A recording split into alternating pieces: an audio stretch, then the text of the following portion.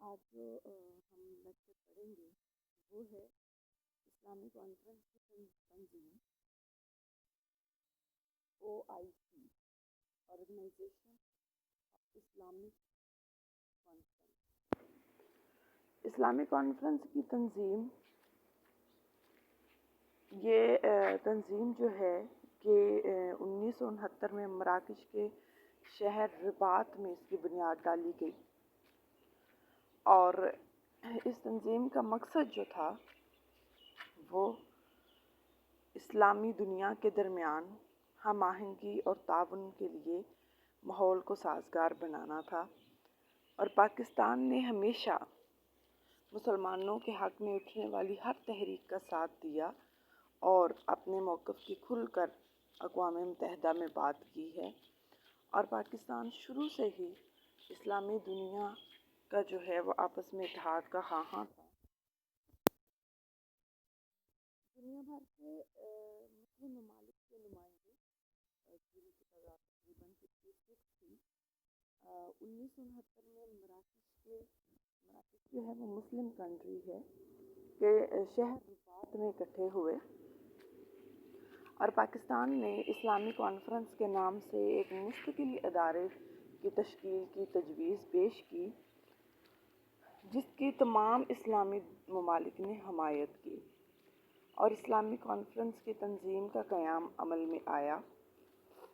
اس تنظیم کا جو صدر دفتر ہے وہ جدہ یعنی سعودی عرب میں ہے۔ اسلامی کانفرنس کا منشور یعنی مینیفیسٹو،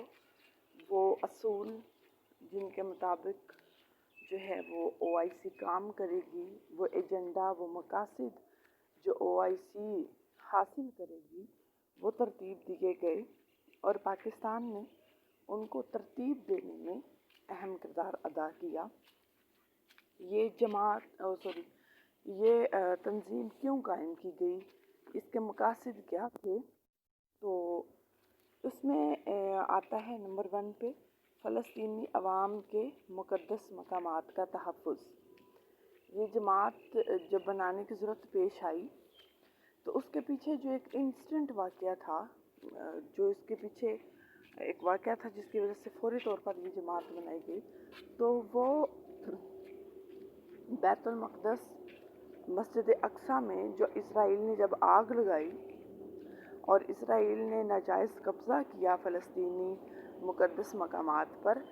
تو اس کو کنڈیم کرنے کے لیے اور فلسطین کی مدد کرنے کے لیے جو ہے وہ اسلامی ملکوں نے یہ آپس میں اتحاد بنایا تھا، اور اس تنظیم کو قائم کرنے کی جو فوری وجہ بنی تھی وہ یہی تھی۔ اسی لیے اس کے مینیفیسٹو میں، اس کے منشور میں OIC کے جو سب سے پہلے بات لکھی گئی ہے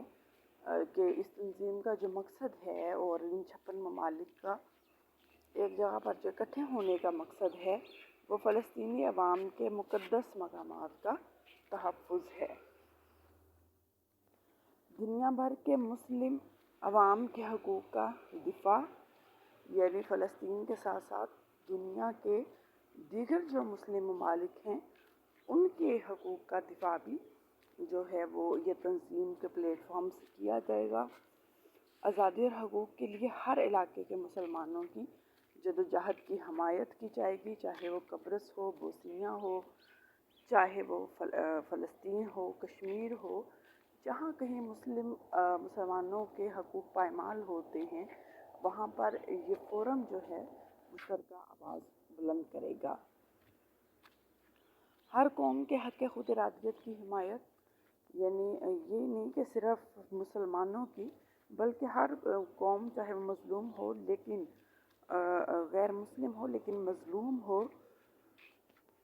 آزادی کی خواہاں ہو، اس کے اوپر اگر کسی دوسرے ملک نے ناجائز قبضہ کیا ہو تو ان ہر ساری صورتوں میں جو ہے وہ اس کو جو ہے وہ یہ OIC کی تنظیم کے ذریعے تمام مسلم ممالک اس قوم کے ساتھ کھڑے ہیں۔ اس کے علاوہ تمام اسلامی ممالک کے درمیان اقتصادی، سائنسی، ثقافتی اور سماجی شعبوں میں آپس میں کوآپریشن کرنا، تعاون کرنا، اور بین الاقوامی امن اور سلامتی نیز عدل و انصاف کے اصولوں کی پاسداری کرنا۔ بین الاقوامی امن اور سلامتی، عدل و انصاف کے اصول جو اقوام متحدہ میں ترتیب پائے ان کی پاسداری کرنا، ایک دوسرے کے سرحدوں کا احترام کرنا، ایک دوسرے کے ملک کے اندر عدم مداخلت کرنا اور تمام اس کارروائیوں میں شامل ہونا جو کسی بھی قسم کے اتحاد یا امن کا باعث بنتی ہوں۔ اسلامی کانفرنس کی تنظیم میں پاکستان کا کیا کردار ہے؟ یہ سوال بڑا اہم ہے۔ او آئی سی بنانے میں بھی پاکستان نے بڑا فعال کردار ادا کیا، جیسے ابھی ہم نے آغاز میں پڑھا، اور پھر اس کا مینیفیسٹو، اس کا منشور، اس کا آئین بنانے میں بھی پاکستان پیش تھا۔ تو پاکستان جو ہے او آئی سی کے منشور کے اوپر عمل درآمد کروانے کے حوالے سے کیا کردار رہا ہے اس کا؟ تو پاکستان نے اسلامی کانفرنس کی تنظیم میں بڑا اہم کردار ادا کیا، جس کا اعتراف دوسرے ممالک، مسلم ممالک نے بھی خود کیا ہے۔ اسلامی کانفرنس کی تنظیم کا جو پہلا اجلاس 1969 میں مراکش کے شہر رباط میں منعقد ہوا، تو پاکستان نے اس کی کارروائی میں بڑھ چڑھ کر حصہ لیا، یعنی پاکستان بہت ایکسائٹیڈ تھا۔ یہ جو فرسٹ جو ہے وہ پروسیشن ہوا اس تنظیم کا۔ دوسری اسلامی سربراہی کانفرنس 1974 یعنی تقریباً 5 ایئرز بعد لاہور کے شہر میں منعقد ہوئی۔ اس کانفرنس میں پاکستان نے میزبانی کی تمام اسلامی دنیا کے سربراہوں کی، چاہے وہ کسی ملک کا وزیر اعظم ہو، کسی ملک کو اسلامی ملک کا صدر ہو، کسی اسلامی ملک کا بادشاہ ہو، تو ان سب سربراہی کانفرنس سے مراد یہ ہے کہ 56 اسلامی ممالک کے جو سربراہ ہیں، جو وزراء اعظم ہیں، جو صدور ہیں یا جو بادشاہ ہیں، وہ اس کانفرنس میں شریک ہوئے تھے۔ 40 اسلامی ممالک کے نمائندوں کے علاوہ معتمر عالم اسلامی یعنی تقریباً 40 ممالک جو تھے ان کے نمائندے شامل ہوئے تھے۔ اس کے علاوہ کچھ تحریکوں کے جو سربراہ تھے، جیسے معتمر عالم اسلامی، تحریک آزادی فلسطین اور عرب لیگ کے جو وفود تھے، انہوں نے بھی اس کانفرنس میں شرکت کی۔ اس کانفرنس میں جو بڑی معتبر شخصیات جنہوں نے اپنی آمد کو یقینی بنایا، ان میں شاہ فیصل، معمر قذافی، حافظ الاسد، شیخ زاید بن سلطان، انور سادات جو ہیں، یہ بڑی بڑی عالمی شخصیات تھیں جنہوں نے اس کانفرنس میں شرکت کی۔ پاکستان کی حکومت اور عوام نے جذباتی انداز میں اپنی ذمہ داریاں نبھائیں۔ یہ اتحاد عالم اسلام کا ایک روح پرور نظارہ تھا کہ اتنے اسلامی دنیا کے جو سربراہ تھے وہ بڑے جوش و خروش کے ساتھ پاکستان کے اندر آئے۔ پاکستان نے کانفرنس میں فلسطینی عوام کی آزادی اور خود مختاری کے حق میں قرارداد پیش کی، جسے متفقہ طور پر منظور کر لیا گیا۔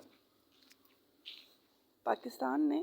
1969 سے تاحال یعنی ابھی تک اسلامی کانفرنسوں کے تمام اجلاسوں میں شرکت کی۔ صدر یا وزیر اعظم پاکستان کی نمائندگی کرتے رہے۔ اسلامی دنیا کے اتحاد اور مسلم ریاستوں کے مسائل کے حل کے لیے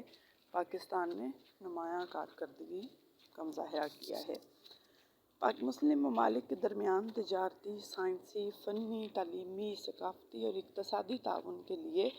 راہیں تلاش کی ہیں۔ پاکستان نے نمایاں طور پر حصہ لیا ہے ان تمام زندگی کے شعبہ جات میں اور مختلف منصوبوں کی تشکیل کے لیے اپنی خدمات پیش کی ہیں۔ یعنی یہ اس او آئی سی کے پلیٹ فارم سے پاکستان نے دیگر اسلامی ممالک کے ساتھ بڑے اچھے تجارتی، فنی، سائنسی، تعلیمی، اقتصادی تعاون قائم کیا ہے۔ پاکستان اپنے ان میدانوں میں جو تجربہ ہے وہ دوسرے ممالک کے ساتھ شیئر کرتا ہے اور دوسرے ممالک کے تجربات سے خود فائدہ اٹھاتا ہے۔ اسلامی کانفرنس کی کامیابی اور مسلم امہ کے اتحاد کے لیے پاکستان نے جو خدمات سر انجام دی ہیں، نیز اسلامی ممالک سے خصوصی تعلقات کے قیام کے لیے جو اقدامات اٹھائے ہیں، ان کا اعتراف ہمیشہ اسلامی برادری کرتی آ رہی ہے۔ 1980 میں پاکستان کو بہت بڑا اعزاز حاصل ہوا جب اسلامی دنیا کے تمام مسلمانوں کے مسائل کے بارے میں اقوام متحدہ میں اظہار رائے کے لیے پاکستان کو چنا گیا، دنیا کے کروڑوں مسلمانوں کے جذبات کی عکاسی کرتے ہوئے پاکستان کے سربراہ نے اہم تقریر کی اور امت مسلمہ کو درپیش مسائل کا بھرپور انداز میں ذکر کیا۔ یہ تو ہم نے OIC کا ایک روایتی کردار پڑھا، مگر کیا یہ OIC کامیاب ہے؟ یہ جو بھی پچھلے مقاصد ہم نے پڑھے ہیں، پچھلے اہم نکات جو OIC کے منشور کے ہیں، تو ہم ان کا انالیسس کر لیتے ہیں ان 7 کا کہ کیا ان 7 منشوروں کو منشور کے ان 7 نکاتوں کو حاصل کرنے میں OIC کامیاب ہے کہ نہیں ہے۔ تو اگر ہم موجودہ تناظر میں دیکھیں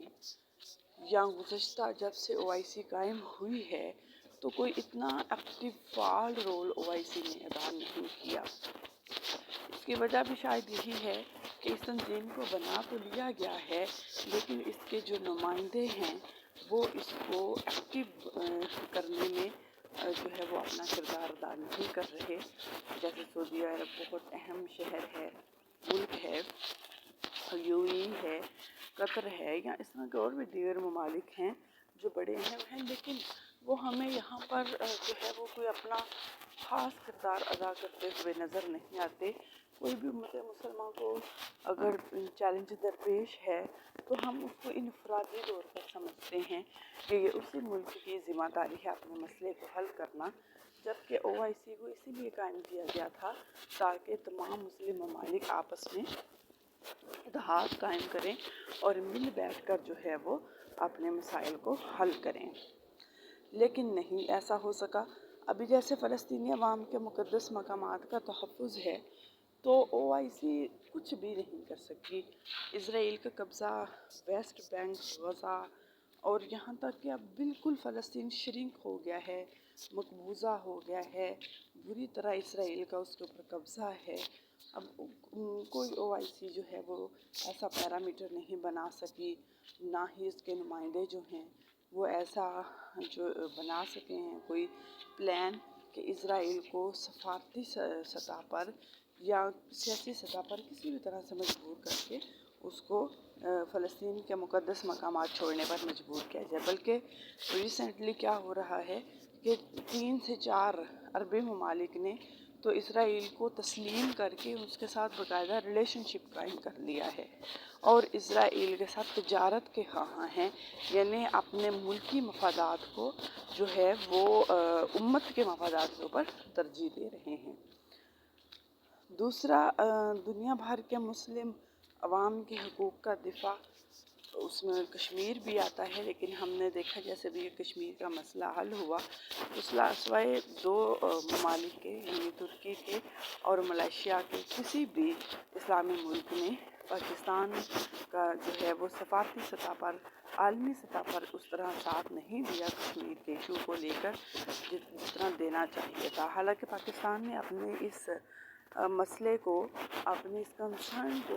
پچھلے یعنی 2019 سے 5 اگست 2019 سے ہی اس کو ہر فورم کے اوپر اٹھایا ہے، ہر ملک کو انوالو کرنے کی کوشش کی ہے، اقوام متحدہ میں بڑے اچھے طریقے سے اپنا مقدمہ پیش کیا ہے، لیکن اس کے باوجود جو ہے وہ مسلم ممالک بے حسی کی علامت بنے ہوئے ہیں۔ اس کے بعد اب دیکھیں کہ جی اسلامی ممالک کے درمیان تعاون اور مفاہمت کے فروغ کے لیے کوشش کرنا، تو یہ بھی انڈیویجولی ہر ملک کا دوسرے ملک کے ساتھ ریلیشن ہے، لیکن OIC کے فورم کو استعمال کرتے ہوئے اسلامی ممالک کا آپس میں اس طرح کا لین دین تجارت جو ہے ہمیں نظر نہیں آتی۔ ہر قوم کے حق خود ارادیت کی حمایت کرنا، اور اگر یہ حمایت ہے بھی تو وہ صرف اور صرف لفظوں تک ہے۔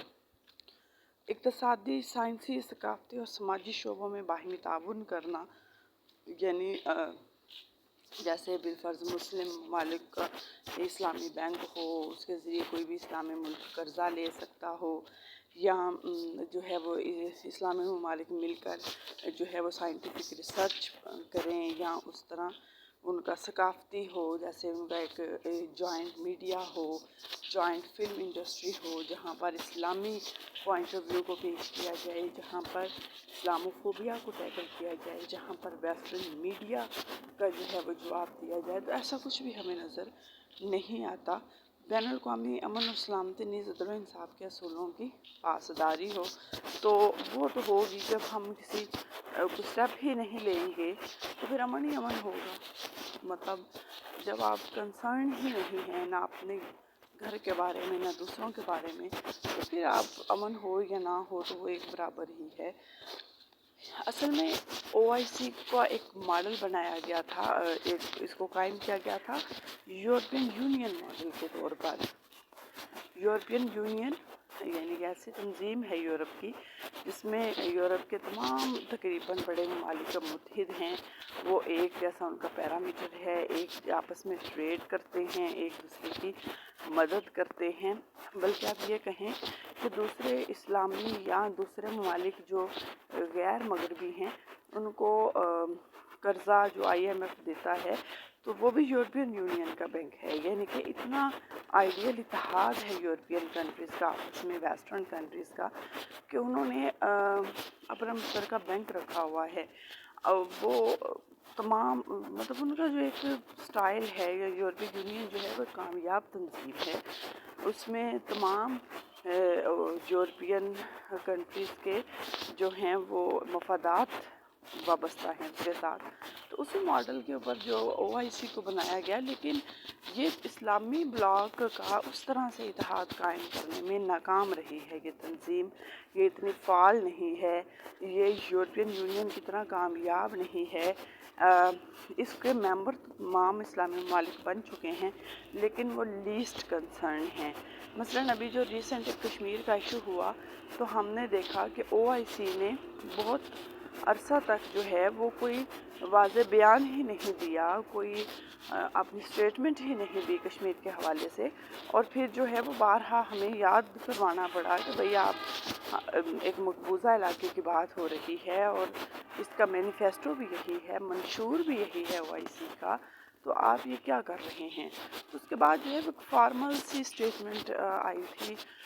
وزرائے خارجہ کی جب کانفرنس ہوئی تھی OIC کے پلیٹ فارم پہ، اس کے ہٹ کے ہمیں جو ہے وہ ایسا کچھ بھی نظر نہیں آ رہا۔ لیکن یہ بہت اچھی تنظیم ہے، ہمیں اپنے پرسنل کنسرنز کو، اپنے ملکی مفادات کے بجائے امت کے اگر مفادات کو توجہ دے، اس میں سعودی عرب کا کردار بڑا اہم ہو سکتا ہے ایک بڑے ملک کے طور پر، اور اس کے علاوہ جو ہے وہ ترکی کا، UAE کا، مطلب ہمیں آپس کے اختلافات ختم کر کے ان ممالک کو، جیسے ترکی اور سعودیہ کے اختلافات ہیں، جیسے ایران اور سعودیہ کے اختلافات ہیں، تو ہمیں جز وقتی اختلافات ختم کر کے ہمیں کیا کرنا ہے، تمام امت کے لیے سوچنا ہے، ہمیں دیر پا لانگ ٹرم پالیسیاں بنانی ہیں، اور ہمیں اس کو اسلامی ممالک میں اس کو اسی طرح فعال کرنا ہے اس تنظیم کو جتنا یورپین یونین ہے، تو پھر ہم اپنا امیج بھی اچھا بنا سکتے ہیں، ہم امت مسلمہ جو ہے وہ کامیاب بھی ہو سکتی ہے، تمام اسلامی ممالک آپس میں خود کفیل ہو سکتے ہیں ایک دوسرے کی مدد کر کے۔ ہمیں پھر اس کے لیے غیر مسلم ممالک میں یورپ کا ملک دیکھنا پڑے گا، تو جتنی آبادی ہے دنیا کی دوسرے نمبر پر آبادی جو ہے وہ مسلم ہے، 56 کنٹری مسلمز ہیں، بہت بڑا بلاک ہے، اور ہر ملک جو ہے اس کی کوئی نہ کوئی انڈیویجول خصوصیات ہیں، جیسے پاکستان زرعی ملک ہے تو معدنیات جو ہیں یا تیل کا جو ہے وہ عربی ممالک کے اندر ہے، تو ہم آپس میں جو ہمارے پاس چیزیں ہم ان کو برآمد کر سکتے ہیں، جو ان کے پاس چیزیں ہیں وہ ہم درآمد کر سکتے ہیں، یعنی ایک دوسرے کو مارکیٹ فراہم کر سکتے ہیں۔ تو اس سے کیا ہوگا، اس سے سارے اسلامی ممالک پراسپیریس کی طرف جائیں گے، خوشحالی کی طرف جائیں گے، اور ہم یہ جو ابھی اسلام کے خلاف پروپیگنڈا ہے اس کے خلاف مضبوط ہو سکتے ہیں، اور ایک امت کے طور پر جو ہے وہ ہم ایک طاقتور ہو کر سامنے آ سکتے ہیں اگر اس OIC کو فعال کر لیا جائے، اور ہم مخلص ہو کر تمام اسلامی ممالک جو ہیں وہ اس کا حصہ بنیں، اور اس کے منشور کے مطابق جو ہے وہ اپنے اختلافات کو بھلا کر عمل کریں۔ تو یہ ہمارا آج کا لیکچر تھا OIC کا، اور انشاءاللہ کل ہم ایکو پڑھیں گے، ہم جو ہے وہ اقتصادی تعاون کی تنظیم کے بارے میں پڑھیں گے، جس کے تمام مسلم ممالک ممبرز ہیں، اور اقتصادیات معیشت کتنی اہم ہے اور ایک دوسرے کے لیے مدد کرنا ہمارا لیے کتنا ضروری ہے۔ تو انشاءاللہ یہ ہم کل کے لیکچر میں پڑھیں گے۔ آج کے لیے اتنا ہی، اپنا خیال رکھیے گا۔ اللہ حافظ۔